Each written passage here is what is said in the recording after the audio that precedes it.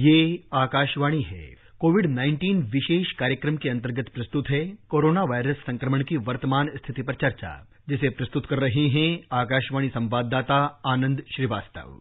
इस कार्यक्रम में आमंत्रित स्वास्थ्य विशेषज्ञ हैं जीबी पंत अस्पताल के प्रोफेसर डॉक्टर संजय पांडे। नमस्कार। संयम और अनुशासन जीवन जीने के दो बड़े मूल मंत्र हैं। कठिन से कठिन परिस्थितियों में भी संयम और अनुशासन के सहारे हम अपने लक्ष्यों को हासिल कर सकते हैं।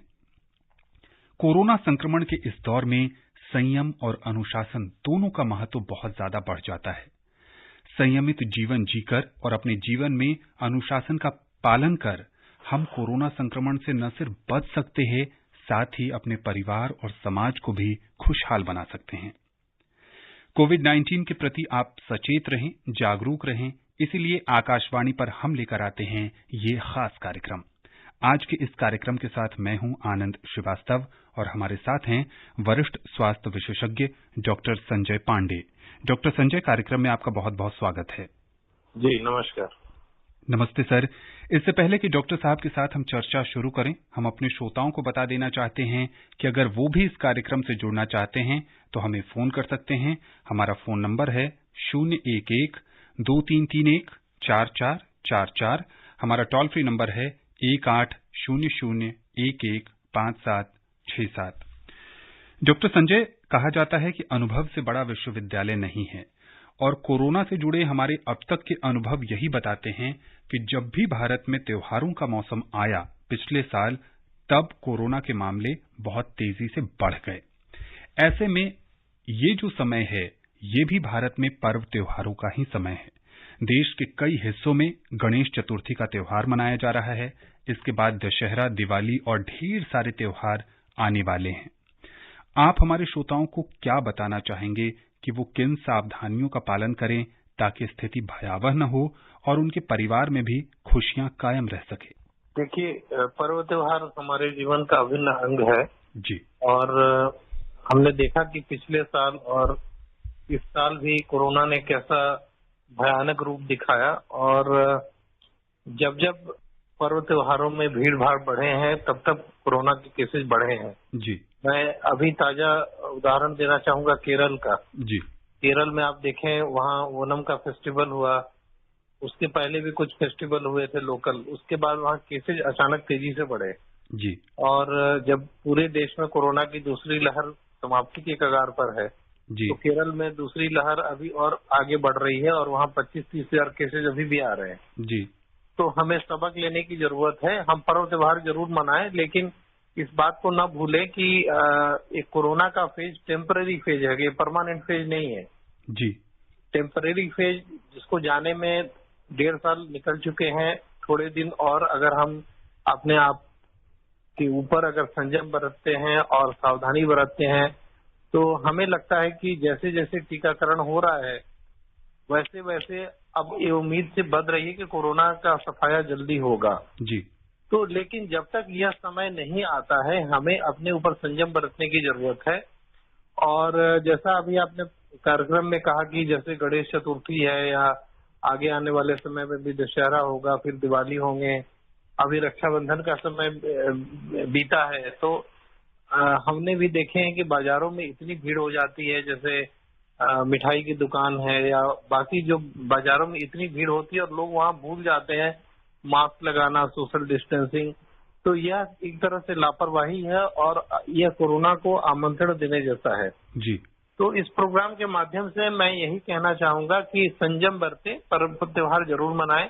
जैसे अभी मैं पढ़ रहा था कि गणेश चतुर्थी का पर्व महाराष्ट्र में सबसे ज्यादा मनाया जाता है। जी। लेकिन महाराष्ट्र सरकार ने कल एक आदेश जारी कर कहा कि हम ऑनलाइन दर्शन करेंगे और पंडालों की विजिट नहीं करेंगे। बहुत ही अच्छा कदम है। जी। और अगर इस तरह का कदम हम उठाते हैं और संयम बरतते हैं, घर में ही फेस्टिवल को सेलिब्रेट करें और अपने फैमिली मेंबर्स के साथ करें। जी। लेकिन भीड़ न बढ़ाएं। जी। भीड़ बढ़ाने से हम कोरोना को आमंत्रण दे रहे हैं और यह हमारे लिए घातक हो सकता है। बिल्कुल।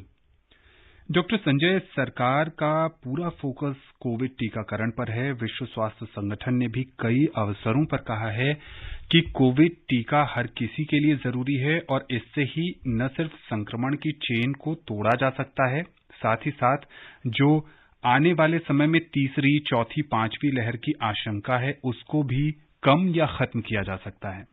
आईसीएमआर का एक डेटा कहता है कि पहली डोज लगाने के बाद लगभग 95% रोग प्रतिरोधक क्षमता बढ़ जाती है और दोनों डोज लगाने के बाद इम्यूनिटी जो है वो 97% के आसपास बढ़ जाती है।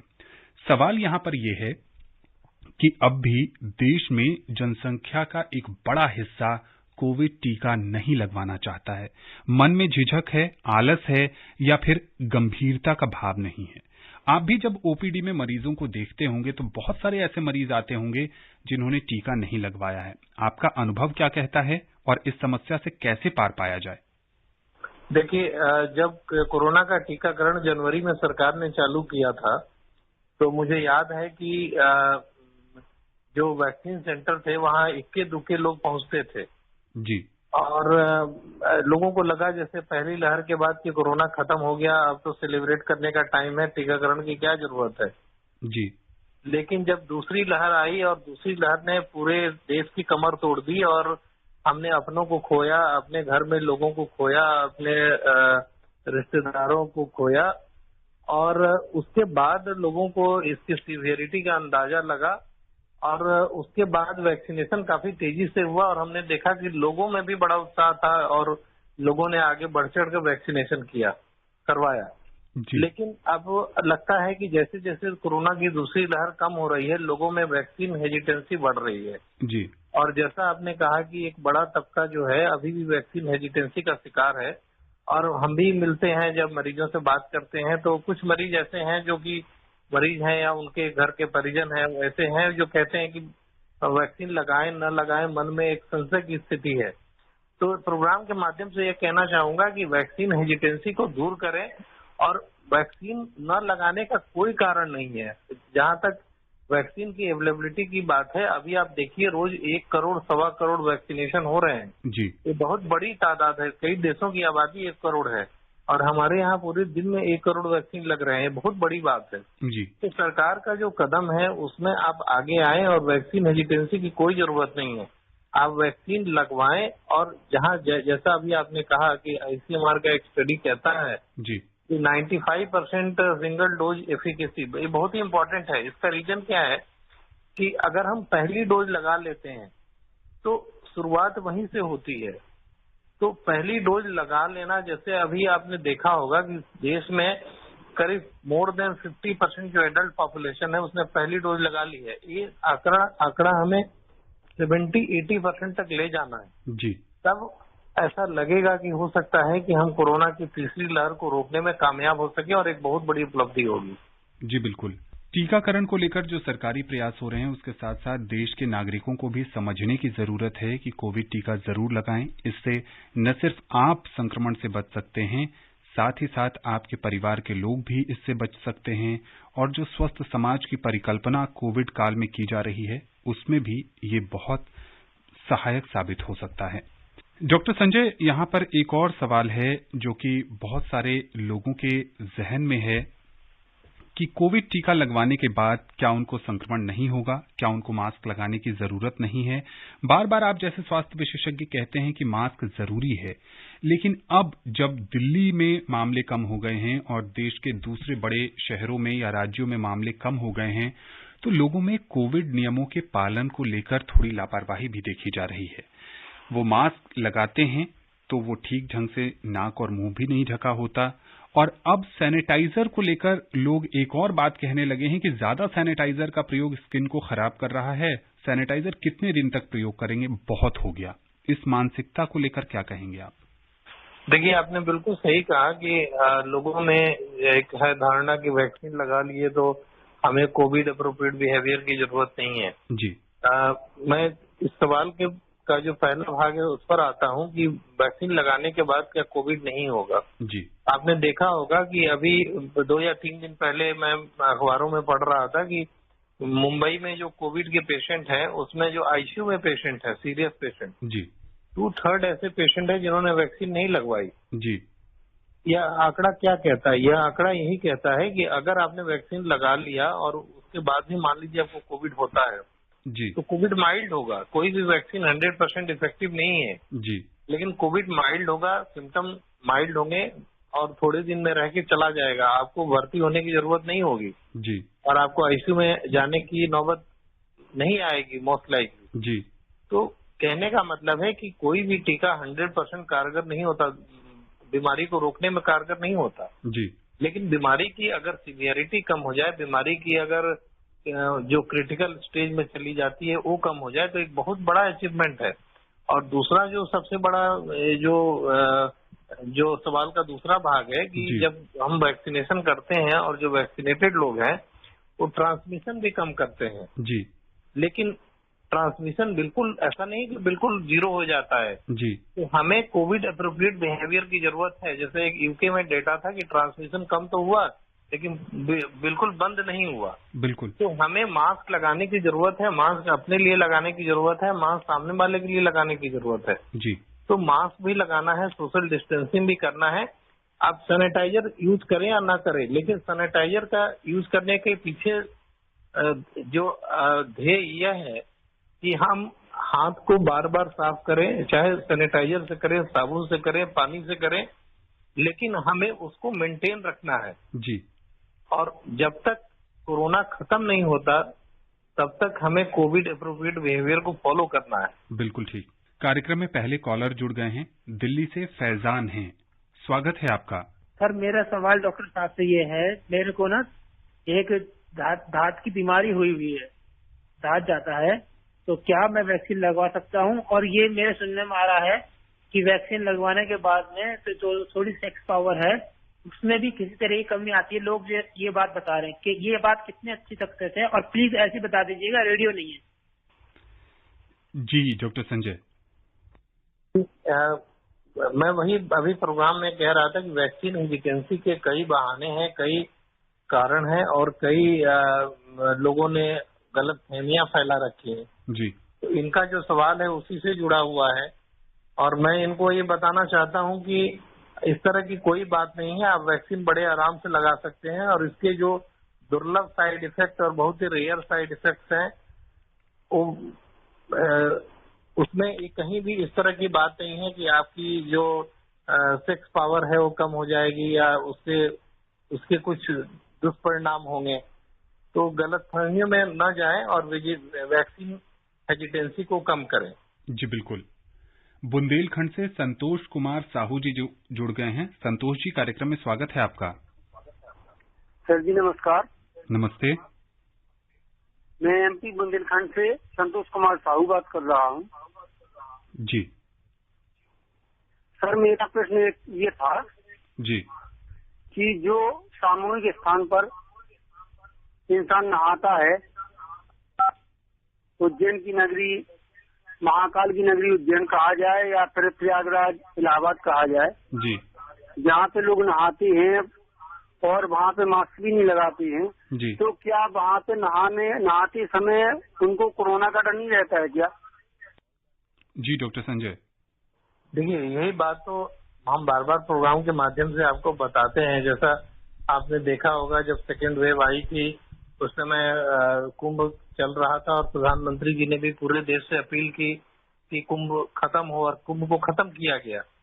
तो कहने का मतलब है कि जो भी धार्मिक प्रतिष्ठान है या जो जगह है वहाँ लोगों में सेल्फ डिसिप्लिन की जरूरत है और जब तक सेल्फ डिसिप्लिन नहीं होगा सरकार कानून के माध्यम से और सरकार अपने जो सरकार के तरीके हैं उसके माध्यम से वही जरूरी नहीं है। जी। लोगों में एक सेल्फ डिसिप्लिन की जरूरत है और आपने बिल्कुल सही कहा कि इसमें डर की जरूरत है कि अगर हम किसी जगह नहाते हैं या सामूहिक जगह पर कुछ अनुष्ठान करते हैं तो भीड़ न लगाएं और सोशल डिस्टेंसिंग मेंटेन रखें। जहां एक आदमी को जाने की जरूरत है वहां 10 लोग न जाएं और भीड़ न रखें। सबसे बड़ी बात यही है कि भीड़ न रखें। जी बिल्कुल। फरीदाबाद से अनवर बिहारी जी जुड़ गए हैं। अनवर जी, कार्यक्रम में स्वागत है आपका। नमस्कार सर। नमस्ते। मैं अनवर बिहारी बोल रहा हूँ फरीदाबाद हरियाणा से। मैं डॉक्टर साहब को नमस्कार करता हूँ। सर मेरा प्रश्न ये है तो जैसे डॉक्टर साहबान अक्सर ये कहते हैं कि आपको वैक्सीन लगाने से पहले डॉक्टर लोगों को ये बताना होगा अगर किसी तरह की कोई एलर्जी है, किसी को सांस फूलता है या कोई प्रॉब्लम है। तो मुझे सर पहली वैक्सीन तो लग गई है, तो क्या दूसरी वैक्सीन जो लगेगी तो मुझे भी एलर्जी से संबंधित बात डॉक्टर को बतानी पड़ेगी दूसरी वैक्सीन में भी? जी डॉक्टर संजय, इनकी आवाज मुझे पूरी सुनाई नहीं दी। इनका सवाल ये है कि जैसा कि आप स्वास्थ्य विशेषज्ञ हमेशा इस कार्यक्रम के माध्यम से या कई और मंचों पर कहते हैं कि जब भी आप वैक्सीन लगवाने जाएं तो वहां पर मौजूद चिकित्सक को ये बताएं कि आपको इस चीज से एलर्जी है। इनका प्रश्न ये है कि इन्होंने वैक्सीन की पहली डोज लगा ली है, क्या दूसरी डोज लगाने से पहले भी इन्हें अपने चिकित्सक से पूछना पड़ेगा या टीकाकरण केंद्र पर यह बताने की जरूरत है कि इन्हें कुछ विशेष दवाइयों से या कुछ चीजों से एलर्जी है? बिल्कुल बताने की जरूरत है, लेकिन यह मैं आपको बताना चाहता हूं कि जो एलर्जी के रिएक्शन होते हैं वह मैक्सिमम पहली डोज के बाद ही होते हैं, लेकिन फिर भी रेयर केसेज ऐसे हैं जिसमें दूसरी डोज के बाद भी एलर्जी हो सकता है जी। तो ये बताने में बिल्कुल ना हिचकें और पूरी जानकारी दें। जी बिल्कुल ठीक है। बड़ौद से महेश शर्मा जी जुड़ गए हैं। महेश जी, कार्यक्रम में स्वागत है आपका। नमस्कार जी। नमस्ते। मैं मालूम करना चाह रहा हूँ जी, बाजार में काफी भीड़ है, इसी कारण लोग बाग आधे जो है लोग बाग मास्क भी नहीं लगा रहे जी। तो उनके लिए क्या आपके सुझाव हैं बताने? महेश जी, इस कार्यक्रम में पहले भी डॉक्टर संजय ने इस पर चर्चा की है कि एक जिम्मेदार नागरिक होने के नाते हम सबको कोविड नियमों का पालन करना बेहद जरूरी है। डॉक्टर संजय, कुछ और जोड़ना चाहेंगे आप? नहीं, बिल्कुल। और मुझे जहाँ तक याद है महेश शर्मा जी बार बार ये सवाल पूछते हैं और मैं इनको धन्यवाद देना चाहता हूँ कि ऐसे जागरूक लोगों की जरूरत है जी, जो कि इस तरह के सवाल पूछकर और इसके बारे में डिस्कस करके लोगों को जागरूक करें कि भीड़ न लगाएं। और भीड़ सबसे बड़ा जो दुश्मन है वो भीड़ है जी, क्योंकि वहीं कोरोना सबसे ज्यादा फैलता है। अभी मुझे याद है कि एक स्टडी आई थी new England journal of medicine में जी कि वहां पर लोगों ने एक कार्यक्रम किया और उसमें सारे वैक्सीनेटेड लोग थे जी, और उस कार्यक्रम के बाद जो वैक्सीनेटेड लोग थे उसमें भी कोविड इंसिडेंस बढ़ गया जी। तो कहने का मतलब है कि आप वैक्सीनेटेड हैं या नहीं वैक्सीनेटेड हैं, भीड़ में कोविड इंसिडेंस काफी तेजी से बढ़ता है, तो भीड़ को कम रखें। जी। बलरामपुर से रिंकी तिवारी जी जुड़ गई हैं। रिंकी जी, स्वागत है आपका। स्वागत के लिए आनंद सर बहुत बहुत धन्यवाद आपको। आनंद सर नमस्कार। नमस्ते। और आपके साथ ईश्वर सर है, उन्हें भी मेरा नमस्कार।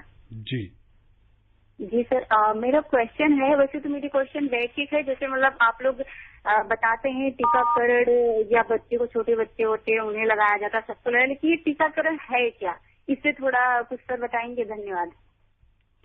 जी डॉक्टर संजय, ये जानना चाहते हैं कि टीकाकरण अभियान क्या है? देखिए, टीकाकरण अभियान काफी पुराना है और टीकाकरण अभियान ऐसा नहीं कि कोविड के लिए पहली बार हुआ है। ठीक है, अगर आपके बच्चे हैं, आपके घर में बच्चे हैं, तो आपने देखा होगा कि जन्म के समय कुछ टीके लगते हैं, कुछ 1 साल 1.5 साल में लगते हैं, कुछ 5 साल में लगते हैं और कई बार जैसे बाद में भी टीके लगते हैं, जैसे रेबीज का टीका लगता है, कुत्ते के काटने पे लगता है, या कई बार हम इनकेफ्लाइटिस या आपके इन्फ्लुएंजा के टीके लगते हैं। तो टीका कोई ऐसी नई परंपरा नहीं है, टीका पहले भी लगे हैं, टीका बाद में भी लगेंगे, लेकिन कोविड का टीका नया है क्योंकि कोविड नया है।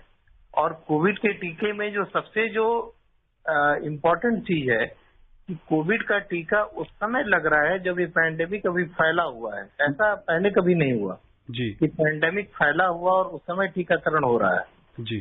तो ये एक नई बात है और इसलिए चैलेंजिंग है।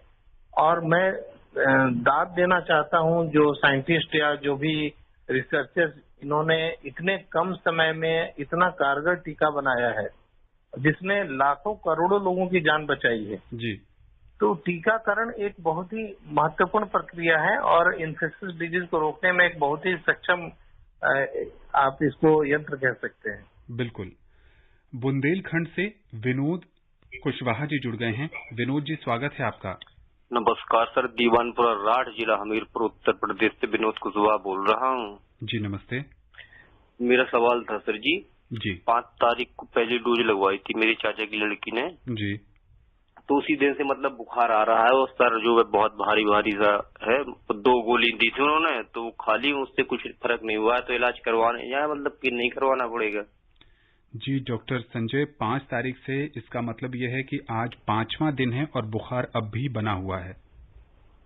देखिए, इन्होंने ये नहीं बताया कि बुखार अभी बना हुआ है नहीं बना हुआ है जी, लेकिन यह मैं मानकर चलता हूं कि बना हुआ है जी तो अब बुखार के और भी कई कारण हो सकते हैं। जी, हो सकता है क्योंकि टीके की वजह से जो बुखार आते हैं वो यूजुअली 24 घंटे या 48 घंटे में खत्म हो जाते हैं। जी तो अगर उनका बुखार अभी भी बना हुआ है जी, तो यह देखें कि कोई और इन्फेक्शन तो नहीं है। जैसे अभी आपने अखबारों में पढ़ा होगा डेंगू फैला हुआ है जी, या और कई तरह के वायरल फीवर जो आपने देखा होगा बरसात के महीने या बरसात के महीने जब खत्म होते हैं जी, तो मॉस्किटो की ब्रीडिंग बहुत फास्ट होती है। जी, तो आपने देखा होगा उत्तर प्रदेश में भी काफी डेंगू का कहर है और आज तो आईसीएमआर ने कहा है कि वहाँ D2 वेरिएंट फैला हुआ है जो कि बहुत ही घातक वेरिएंट है। जी, बच्चों में हेमरेजिक फीवर करता है और उसमें मोर्टेलिटी काफी हाई है। तो यह देखना होगा कि कोविड वैक्सीन की वजह से प्रॉब्लम है या कोविड के अलावे कोई और कारण है, और मुझे लगता है कि कोई और कारण हो सकता है। तो इसके लिए आप अपने चिकित्सक से बात करें और अगर जरूरत पड़े तो कोई जांच कराएं, उससे आपकी बीमारी को समझने में ज्यादा मदद मिलेगी। बिल्कुल। इंद्रभान सिंह जी जुड़ गए हैं। इंद्रभान जी, कार्यक्रम में स्वागत है आपका। नमस्कार सर, मैं चिरमिरी कुरासिया कॉलेज जिला कोरिया छत्तीसगढ़ से इंद्रभान सिंह बोल रहा हूँ। नमस्ते। तो जी, प्रश्न यह है सर, टीका लगवाने वालों में डेल्टा वेरिएंट से मौत का खतरा क्या 99% तक कम रहता है? बड़ा सवाल है डॉक्टर संजय और शोध का विषय है ये। देखिए, डेल्टा वेरिएंट हो या कोई भी वेरिएंट हो, अभी जो सेकेंड वेव आई थी उसमें आपने देखा होगा कि वैक्सीनेशन कितना इफेक्टिव था और डेल्टा वेरिएंट ही फैला था देश में। करीब 70 to 80% जो केसेस थे जी, तो वैक्सीन काफी इफेक्टिव है। और बाहर से भी जो डेटा आ रहे हैं, यूएस से आ रहे हैं या यूके के डेटा है कि जो हॉस्पिटलाइजेशन था या जो सिक पेशेंट की संख्या थी वो वैक्सीनेटेड पॉपुलेशन में काफी कम थी, 0 नहीं थी जी, लेकिन काफी कम थी और सीवियरिटी काफी कम थी। तो वैक्सीन डेल्टा वेरिएंट पे भी इफेक्टिव है और वैक्सीनेशन जरूर कराएं, यह आपको काफी हद तक प्रोटेक्ट करेगा। बिल्कुल। लोनी से यामीन जी जुड़ गए हैं। कार्यक्रम में स्वागत है आपका। सर नमस्कार। नमस्ते डॉक्टर साहब नमस्कार सर, मैं यामीन भाई रेडियो से बोल रहा हूँ। मैं ये जानना चाह रहा था कि जैसे कि नवजात शिशुओं की देखभाल कैसे की जाए इसके लिए, और जैसे आजकल वायरल चल रहा है तो एक बेड पे 4-4 बच्चे हैं, इससे इन्फेक्शन नहीं फैलता है सर क्या? जी डॉक्टर संजय, इनका सवाल दोहराएंगे। ये पूछना चाह रहे हैं कि नवजात बच्चों को कोरोना संक्रमण के इस दौर में कैसे बचाएं, और जिन बच्चों को वायरल फीवर हो रहा है और जो अस्पताल में भर्ती हो रहे हैं, इनका कहना है कि कुछ अस्पताल ऐसे हैं कि एक बेड पर 4-4 बच्चे भर्ती किए जा रहे हैं। क्या इससे संक्रमण फैलने का खतरा नहीं होता? देखिए, जहां तक कोविड के नवजात बच्चों में इन्फेक्शन की बात है तो पूरी दुनिया से जो भी डेटा आए हैं उसमें बड़ा क्लियर है कि छोटे बच्चों को, जो 10 साल से कम के बच्चे हैं, उसमें कोविड का इन्फेक्शन काफी माइल्ड होता है। और आपने इंडिया का सीरो सर्वे रिजल्ट भी देखा होगा कि बच्चों की संख्या तो कम थी एज फार एज जो पेशेंट की जो संख्या थी, लेकिन एंटीबॉडी 80% बच्चों में भी थी, 70 to 80%। जी, तो इसका मतलब है कि इन्फेक्शन बच्चों में भी उतना ही हुआ जितना एडल्ट में हुआ, लेकिन बच्चे या तो एसिम्प्टोमेटिक थे या बहुत माइल्ड थे। जी, तो नवजात बच्चे में कोविड का संक्रमण हो सकता है, ऐसा नहीं हो सकता है, लेकिन सीवियर इलनेस होने के चांसेस बहुत कम है। Most of the patients asymptomatic होते हैं या माइल्ड होते हैं। हाँ, इस मौसम में बाकी वायरल फीवर के काफी चांस हैं, जैसे मलेरिया है, डेंगू है या बाकी कई और वायरस भी छोटे बच्चों में होते हैं। तो जैसे अगर आपके घर में या आपके आसपास अगर इस तरह का कोई बच्चा है तो आप उसकी जांच कराएं। और जहां तक रही कि एक बेड पर 3 या 4 बच्चे हैं, कई बार इस तरह की हमारे देश में जो स्वास्थ्य का जो ढांचा है उसमें कई बार इस तरह की स्थिति आ जाती है। लेकिन आपको दाद देनी चाहिए हमारे स्वास्थ्य कर्मियों को या जो हमारे डॉक्टर्स हैं या पैरामेडिकल स्टाफ हैं कि वो दिन रात मेहनत करके सारे मरीजों का इलाज करते हैं और इस इलाज की वजह से ही काफी संख्या में मरीज बच जाते हैं जी। तो हम यह देखें कि अगर कोई नवजात बच्चा है या छोटा बच्चा है, अगर उसको फीवर है तो उसकी जांच करें और जांच करके देखें कि कोविड के अलावा कोई और कारण मिस तो नहीं हो रहा है। जी। दिल्ली से धर्मवीर जी जुड़ गए हैं। धर्मवीर जी, कार्यक्रम में स्वागत है आपका। नमस्कार आनंद जी। नमस्ते। मैं धर्मवीर गांधी दिल्ली से बोल रहा हूँ। डॉक्टर साहब नमस्कार। हमारे दोस्त को टीका लगवाना, पहली डोज लगवानी है। अब जब उसने टीका लगवाने जाता है तो कोई ना कोई उसको प्रॉब्लम आ जाती है जी। जैसे कि वो पहले तो डायबिटीज का पेशेंट है, डायबिटीज कंट्रोल करना पड़ता है उसको। और दूसरी बात, अभी इसको जस्ट 4 दिन पहले इसको पेन हो गया डॉक्टर साहब चेस्ट में, लेफ्ट साइड में। तो डॉक्टर साहब आप तो हार्ट स्पेशलिस्ट हैं, तो क्या आप ये बताएं उसका जो ईसीजी कराया था, ईसीजी रिपोर्ट ठीक आई है, नॉर्मल डॉक्टर साहब से बात हुई थी। क्या इसको स्पेशल क्या कोई हार्ट स्पेशलिस्ट को भी दिखाना पड़ेगा? अगर ईसीजी की रिपोर्ट ठीक है तो इसको टीका लगाने के लिए कितनी देर इंतजार करना पड़ेगा? धन्यवाद। देखिए, जहां तक आपका सवाल के बारे में मैं इतना बताना चाहूंगा कि रेडियो प्रोग्राम के माध्यम से कोई चिकित्सीय जानकारी देना संभव नहीं है जी, बिना मरीज को देखे। लेकिन ये हमने देखा है कि कई लोगों में एंजाइटी सिम्टम भी होते हैं जी, कि वो टीका केंद्र पर गए और उन्हें एंजाइटी हो गई। तो एंजाइटी की वजह से भी थोड़ी स्वेटिंग, थोड़ा सा दर्द या एक भय। तो अगर एंजाइटी के सिम्टम है तो एंजाइटी कम करें, और बाकी कोई सिम्टम है तो आप अपने चिकित्सक की राय लें जी। लेकिन एंजाइटी काफी कॉमन है और वैक्सीन सेंटर पे भी ऐसी रिपोर्ट्स भी हैं कि टीकाकरण के बाद लोगों में एंजाइटी थी, टीकाकरण के पहले एंजाइटी थी। तो एंजाइटी कॉमन है। और अभी एक और स्टडी का मैं जिक्र करूंगा कि जो लॉन्ग कोविड के पेशेंट है उनमें भी काफी एंजाइटी है जी। तो अगर एंजाइटी है तो उसको दूर करें, और अगर आपको लगता है कि कोई इसमें सीरियस प्रॉब्लम है या कुछ ऐसा इशू है तो आप अपने डॉक्टर की राय लें, और डॉक्टर की राय के बाद ही आप टीकाकरण कराएं। जी। गुरुग्राम से शकील अहमद जी जुड़ गए हैं। शकील जी, कार्यक्रम में समय बहुत कम है, संक्षेप में अपना सवाल पूछिए। सर नमस्कार, मेरा एक ही सवाल है सर।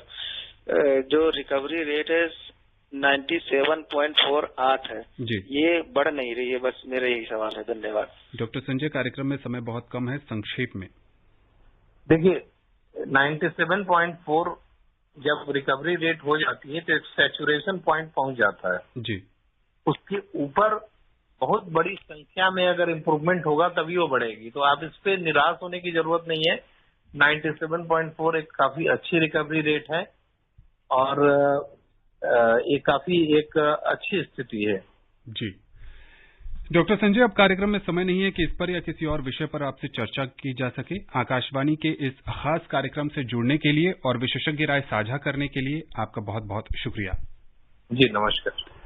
तो जैसा कि डॉक्टर संजय बता रहे थे कि जहां भी जाएं मास्क जरूर लगाएं, साबुन पानी से अपने हाथ और मुंह को बार बार धोते रहे, सैनिटाइजर का प्रयोग करें और सुरक्षित दूरी का पालन भी करते रहिए। बिल्कुल भी लापरवाही मत बरतिए और कोविड टीका जरूर लगवाइए। स्वस्थ रहिए, खुशहाल रहिए और संक्रमण से बचे रहिए। नमस्कार। कोविड-19 विशेष कार्यक्रम के अंतर्गत अभी आप सुन रहे थे कोरोना वायरस संक्रमण की वर्तमान स्थिति पर चर्चा, जिसे प्रस्तुत कर रहे थे आकाशवाणी संवाददाता आनंद श्रीवास्तव। इस कार्यक्रम में आमंत्रित स्वास्थ्य विशेषज्ञ थे जीबी पंत अस्पताल के प्रोफेसर डॉक्टर संजय पांडे। ये कार्यक्रम आकाशवाणी के समाचार सेवा प्रभाग द्वारा प्रस्तुत किया गया। इसे आप हमारे mobile app news on AIR और YouTube channel news on AIR official पर भी सुन सकते हैं। इस कार्यक्रम के संबंध में अपनी प्रतिक्रिया आप हमें ईमेल कर सकते हैं। पता है airnsdtalks@gmail.com। ये कार्यक्रम फिर से सुनने के लिए लॉग ऑन करें हमारी वेबसाइट newsonair.nic.in।